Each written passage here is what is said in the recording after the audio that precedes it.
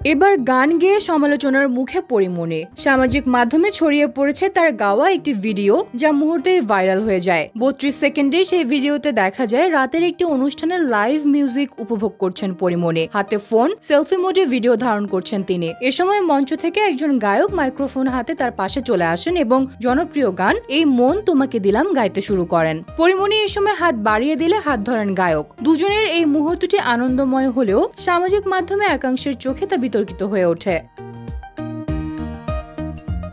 ভিডিওটি প্রকাশের পর পরিমণি ক্যাপশনে লেখেন, এই প্রেম তোমাকে দিলাম। আর এই ক্যাপশন নিয়ে শুরু হয় নানা আলোচনা। কেউ পরীর এই স্বতঃস্ফূর্ত মুহূর্তের প্রশংসা করেছেন, আবার অনেকে গায়ক ও পরিমণির ঘনিষ্ঠতাকে অতিরিক্ত বা অশোভন বলে মন্তব্য করেছেন। একজন নেটিজেন লিখেছেন, গান করো ভালো কথা, কিন্তু গায়ে পড়ে কেন? অন্যজন পরীর ব্যক্তিগত জীবনের দিকে ইঙ্গিত করে লিখেছেন, পরীর প্রেম আর শেষ হয় না।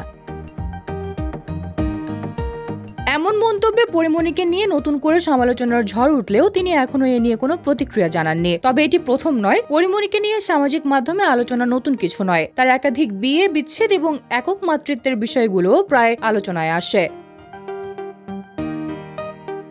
সম্প্রতি নিজের জন্মদিনও একাধিক দিন ধরে উদযাপন করে তিনি আলোচনায় ছিলেন। সেই রেশ কাটতে না কাটতেই নতুন এই ভিডিও নিয়ে আবারও শিরোনামে পরিমণি। কেউ বলছেন এটাই তো পরি, খোলামেলা, প্রাণবন্ত, নিজের মতো। আবার কেউ বলছেন তিনি কেন বারবার বিতর্কের কেন্দ্রে যান, সেটাই ভাবায়।